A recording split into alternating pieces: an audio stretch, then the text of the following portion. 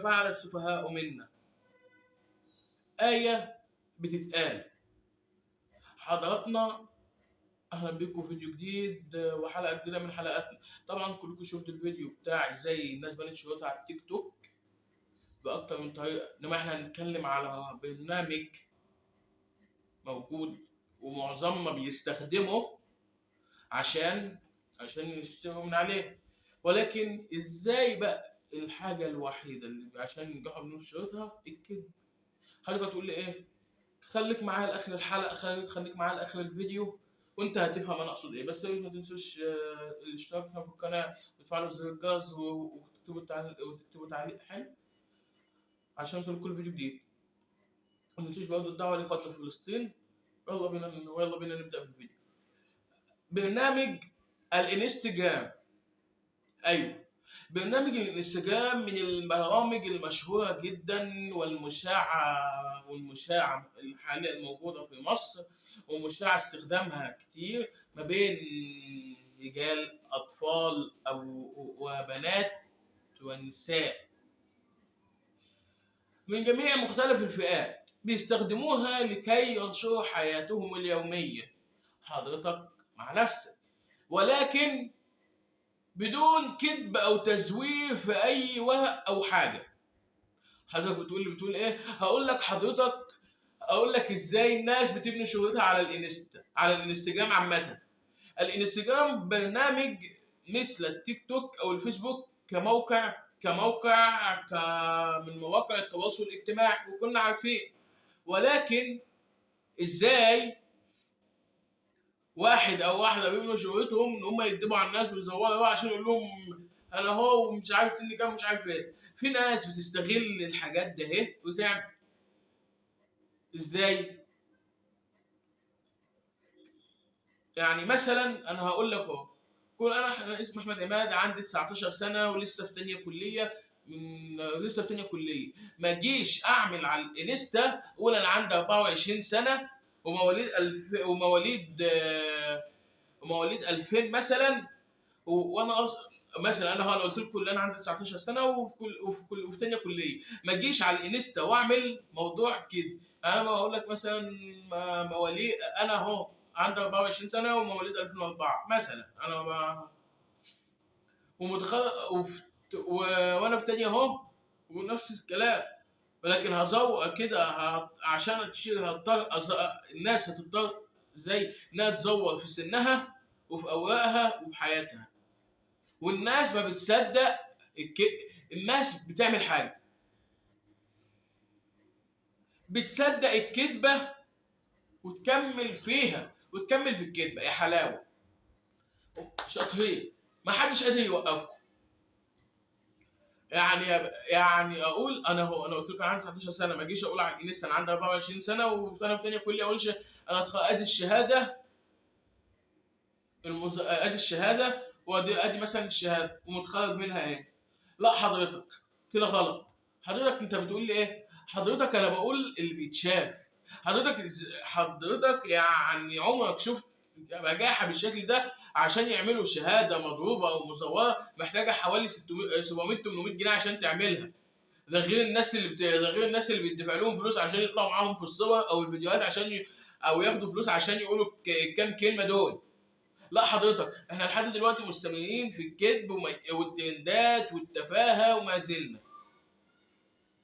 ازاي موقع زي الانستا يتبني من خلاله الشهرة بتتبني من خلاله على قوام واحد وهو الكذب او الكذب. واحنا عارفين طبعا الكذب ملوش في رجلين ومسؤول يتكشف في الاخر. عامة انا مش قصدي اهاجم حد، بس اقول على ضميري ويسمح لي اقوله. عامة انا بقول ان البرنامج ما عنديش مانع ان انتوا تشتغلوا عليه وتعيشوا حياتكم بس بدون كذب او تزوير، لان ده ممكن يبقى في الاخر يضرك او يضر حضرتك او حضرتك سواء كنت ولد او بنت. عايزين نعرف ان الكذب ده اخرته وحشه او ممكن يتسبب يتسبب في حاجة، يتسبب في السجن ويتسبب في سجنك، تدمير حياتك العائلية وكده. تمام. انا بقول كده عشان نخلي بالنا، ما نجيش اي حد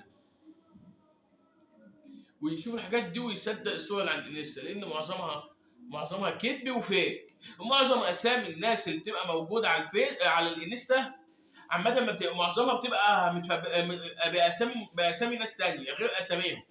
يعني مثلا اسم على الانستجرام احمد عماد، وفي ناس ممكن انا ممكن انا اسمه هو اسم احمد عماد، بس انا كاتب اسمي مثلا محمد علي مثلا.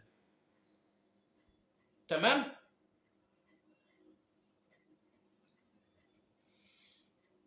أو يعني اللهم لا تؤاخذنا بما فعل السفهاء منا، وحسبي الله ونعم الوكيل. يا ريت كل الناس تخلي بالها. انا مش قصدي هاجم ولا حاجه، انا قصدي ان احنا ناخد بالنا من الحاجات دي ممكن تأثر على ناس تانية، وانها ممكن تعمل زيكم. بالله عليكم خلينا هاديين وننسى ونعقل، بدل شكلنا هنروح في داهية بسبب. الله يهديكم. مش عايز اقول حاجة. يا ساتر، بقينا بنشوف حاجات عجيبة، إلى الترندات والإعلانات وكرامتك اللي بتنزل عليها مقابل الصور والجواز، والإنستا برضه مقابل إنك تكذب على الناس بشهادة تخرج مزورة مثلا، أو تزور في سنك تقول أنا مثلا عندي 24 سنة. كل ده عشان يكسبوا فلوس وشهرة.